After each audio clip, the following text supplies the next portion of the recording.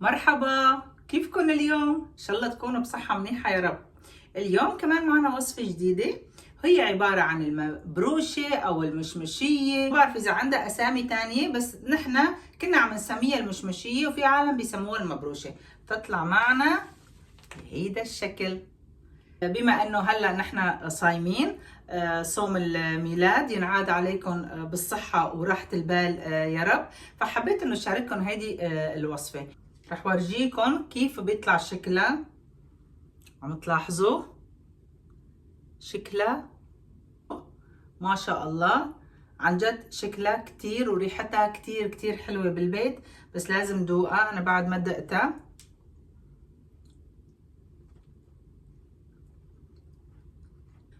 عن جد كتير كتير طيبة، يعني عم تدوب بالتم.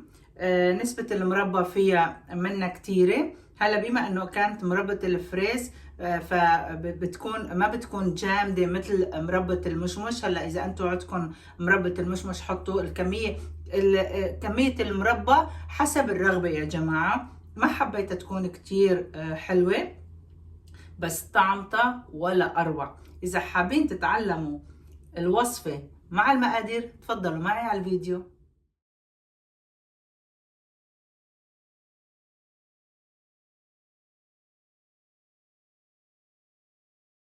ما هلا مكوناتنا كتير بسيطة. في عنا الطحين، عنا المي، كمان عنا الزيت النباتي، عنا الفانيل، البيكنج باودر، السكر بودرة، وكمان عنا المربى. هلا عادة انا بستعمل مربى المشمش، بس بصراحة ما عندي، فراح استعمل مربى الفريز يلي انا عملتها بالبيت. هلا قبل ما بلش عادة بعمل هيدي الحركة بالطحين كرمال اذا في كبتولات بقلبه.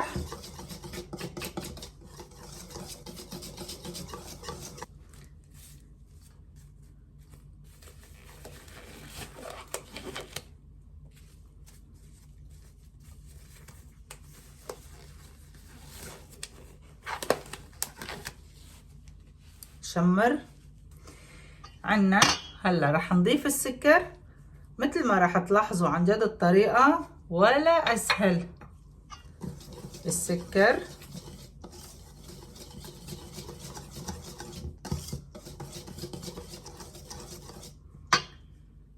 بيكنج باودر،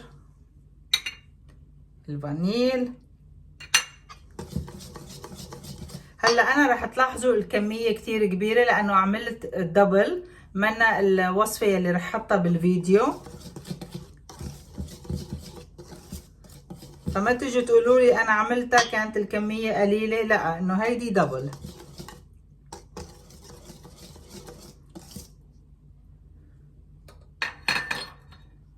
هلا الزيت،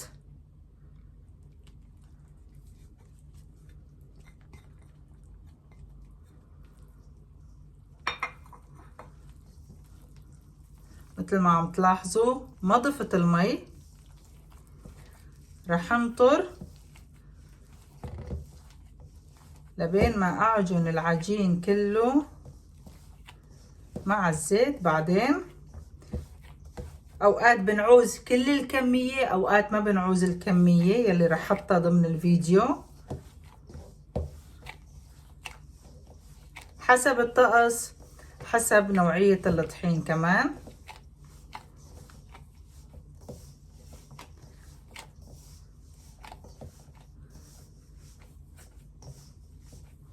بدنا شوية مي.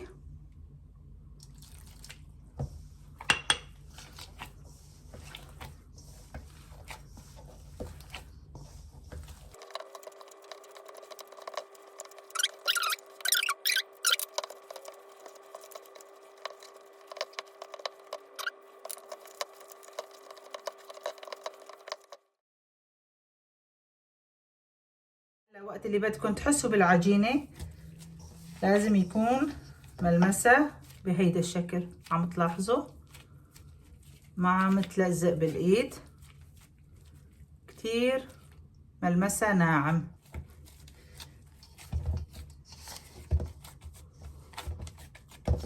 هيدي هي عجينتنا. هلا رح نقسم العجينة، رح ناخد كمية يعني تقريبا الربع مش اكتر. هيدا رح نستعمله فوق.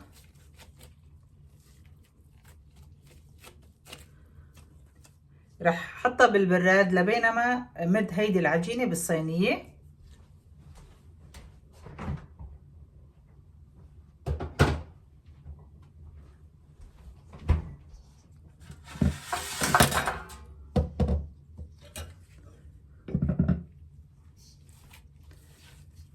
هلا رح نحاول نمدها على كل الصينية.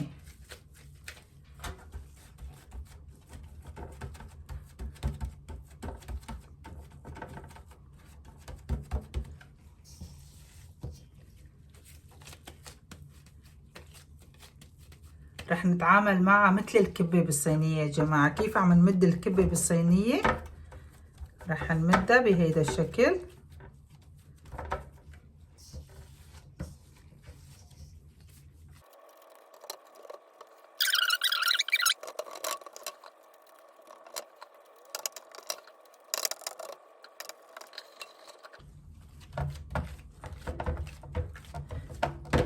وهيك مدينا كل العجينة.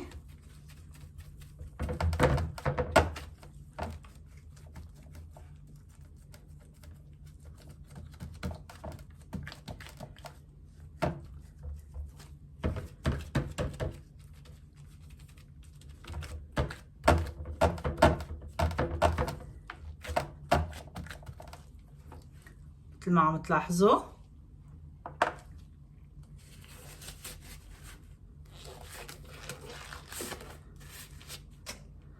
هلا رح نمد المربى فوقها.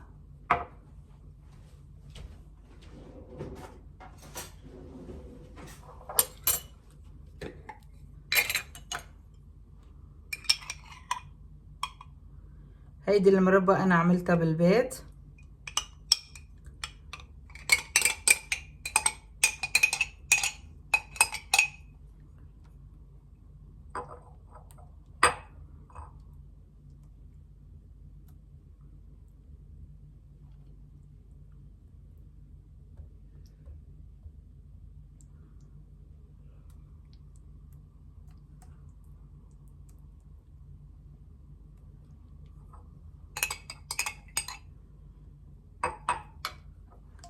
بعد بدي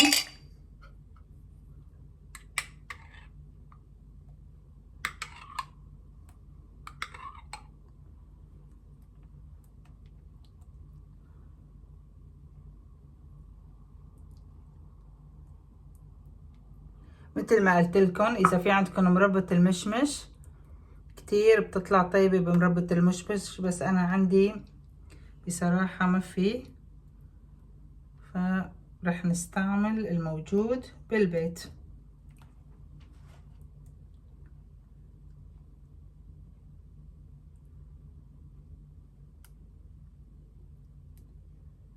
هلا عم تلاحظوا عم حاول انه على الحواف انه ما وصل المربى حتى ما تحترق.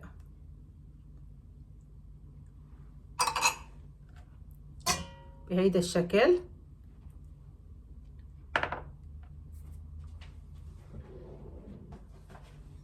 هلا جبنا العجينة الثانية يلي حطيناها بالبراد. رح حاول ابرش العجينة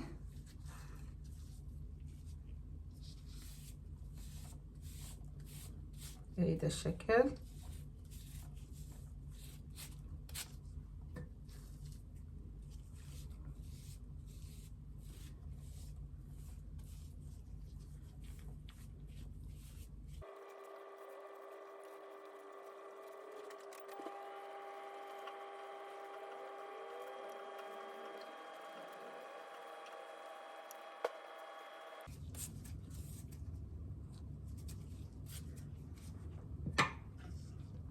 وهيك صار شكلها.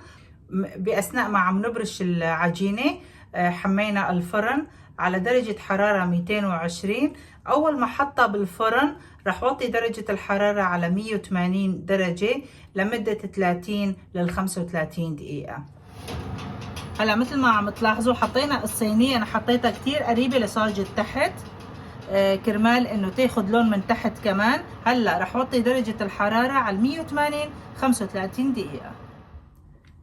هلا رح نقطعها.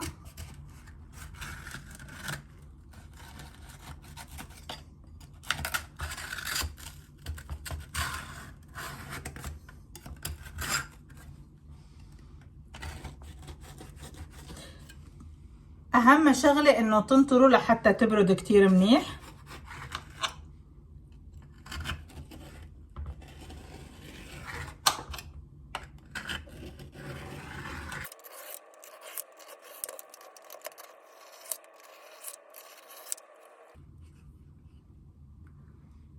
عم تلاحظوا شكلها بشهي.